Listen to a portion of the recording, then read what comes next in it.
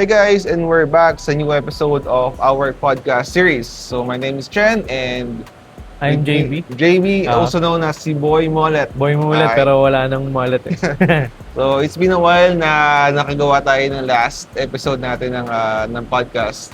Parang months ang lumipas, pero yan, balik na ulit kami where Yan. we will shoot a lot of videos, a lot of episodes ng podcast series natin. So abangan niyo yung mga next episode namin.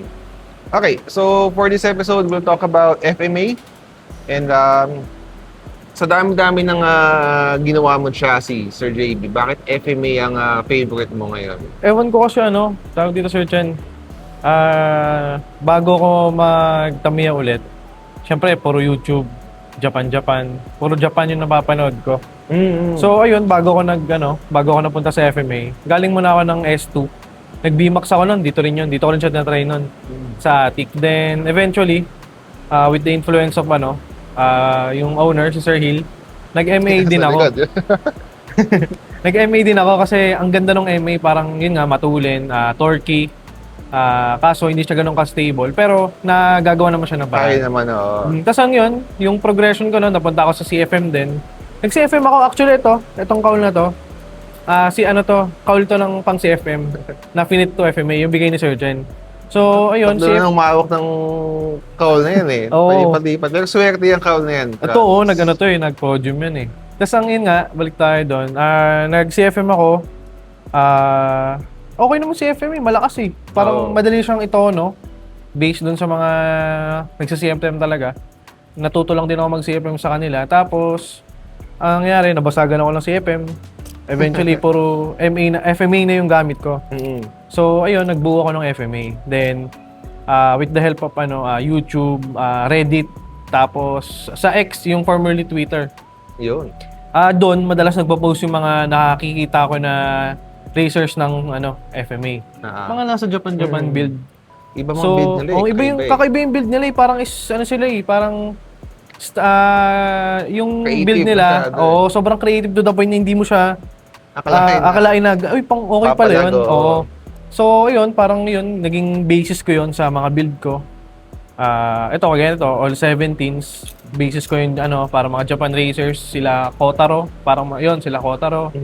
Tapos, ito naman, FMA, inspired ba yan sa Instagram ko naman nakita. Super Gaiki. So, ayun, FMA na pili ko na kasi di ba pag CFM, konti lang yung mga pwede mong i-mount. Pero ito personal preference ko lang to, disclaimer lang Parang, mas nakapaglagay ako ng sliding, ganun. Mas yung brakes, maraming option. Marami siyang option, kaya FMA na pili ko. Okay. Kaya, yun yung doon. Sige. So, for this episode, ituturo ni JB yung budget build ba? Yung mga natin? simple build lang na Kasi ang dami ko nabili. Parang sobrang dami kong nabili. Diyan papasok yung nasa top 10 natin na bili hindi naman kailangan. Yung kung natatandaan yung last episode doon na mga hindi naman kailangan bibilin mo kasi parang pwede sa auto ko. Parang ganun. So itong ipapakita ni JB is para sa mga beginners or gusto mag-start na mag-BMAX and FMA na pila nila. For sure, Mac frame kit ang napili ng Mac ngayon. frame yun, madalas. So sige JB, start tayo. Ipakita mo sa viewers natin yung budget build ng FMA BMAX. Budget build Okay, FMA. let's go. So ayun guys, yung sa budget build naman, FMA ito FMA chassis. Tapos ito inspired to yung build na to kay Sir Akai Boshi, yung mentor namin, Sir John Jeff. Tapos with the influence of Kuya Patrick tsaka kay Kobe. Ito na yung mga kumbaga parang default setup ko na siya. So ayun, ito sa harap, sa front settings, dito tayo. Ito, may Super X plate. May Super X plate dito. Tapos dalawang patong ng FC. So ito naman, may option tayo dito na walang Super X plate. Parang ito added added reinforcement lang to. Kasi kung makikita nyo dito, yung Super X plate, parang ayan siya. Bumangga. Parang hindi itatama agad yung plastic na chassis. So ayun, Super X plate, tapos FC, tapos naka double popsicle ako na HG. Ito kasi para mga, ano ko lang to, yung mga spare parts ko lang. Pero pwede naman dito FRP. Tapos ika-countersunk mo na lang siya dito, tapos dito. Tapos ayun, gumamit ako ng 30mm na screw. Tapos naka-dar ako. Dito naman sa build na to, optional lang to. Hindi siya requirement. So, kahit itong dar na to, okay na tong dar na to. Tapos ito, parang depende na lang sa layout. Nilagay ko lang talaga siya. Tapos, sa sides naman, ang gamit ko, AR sides na naka-abante. So, usually, pag FMA ka, ang mounting mo niyan dito. Tapos dito. So, ito, ang gamit ko, AR sides na naka-advance lang. Para mas makikita nyo, mas malapit yung damper dito sa front. Parang yung weight niya, nandito sa baba agad.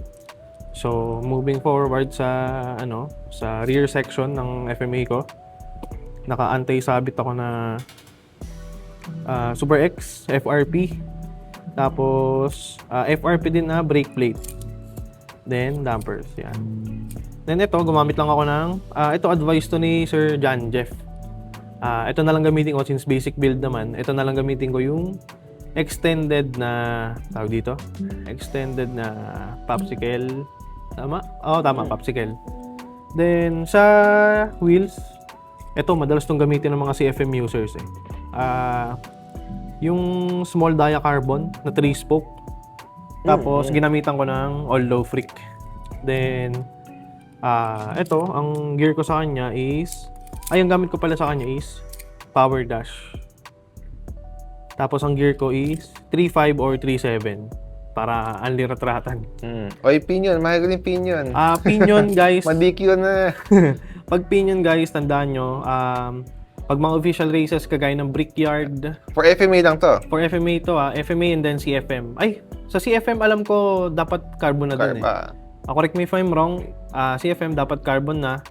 Then FMA carbon na dapat talaga. Tapos ito, pang rear motor ko kasi to, pang BZ. Kaya parang spare lang siya. Ito muna yung ginamit ko. So ayun. May mga added din dito eh, nakakagano. Parang gold terminal kung gusto niyo i-max out na yung ano. Ano pa ang purpose ng gold terminal sa JP? Ang sa gold terminal parang ano to eh. May epekto ba sa performance o parang ano lang, wear and tear lang? Parang ano siya eh, kasi ang pagkakakalala ko nun, pag yung normal lang na copper, madali siyang nasunog parang ganun. Ma-oxidize yun. Parang madaling dumumi. Parang yung ano siya, usually mabilis siyang dumumi. Power loss agad yun. Ma-maintain agad. Tapos disconnect sa battery. Kaya ito yung gamit ko, gold terminal. Parang ito, added lang naman to. Hindi naman siya parang requirement. If ever lang na may extra budget, ipasok nyo na yan, max out na. Sagad mo na. Tapos ayun, ganyan lang. Usual na damper setup. Pero ako, usually, sa mga build ko sa FMA, hindi ako naglalagay ng damper sa harapan. Parang personal preference ko lang siya sa pagtotono. Pero ito, sa build na to, naglagay ako ng dampers. So, ayan, ganyan siya. Then, if may mga kakilala kayong mga racers or mga nagka-cut ng cowl na gusto nyo ipakat sa FMA, ito, VQS to, cut to CFM to, pero finit ko siya sa FMA. So, ayan, ganyan lang siya. 13s ang roller sa likod, na tama? Yes, 13s. 13 siya, all 13s. Kumbaga parang pang-retratan talaga. Walang control. So, ayan lang yung ano ko. Parang basic build ko na FMA. So yun ang budget build ng FMA ni Sir JB. Next up, tatry namin sa track niya ni Attic, sorry. So, if you can visit here at Attic sa Marikina City, super ganda na layout nila for this month. Ratratan super talaga. Super mag-enjoy kayo. So, yan. So, try namin patakbuhin to. Para at least alam nyo kung paano mag-perform sa track yung budget build ng FMA BMAX by Sir JB. Alright. And up next, for the next video, abangan nyo yung advanced build naman ng FMA. Advanced build siya. Parang nakita ko lang siya sa mga Japan racers. Sa mga may extra budget pa at gusto pang sagarin ang kanilang budget sa FMA, watch out for the next video. Alright, so till next time. See ya!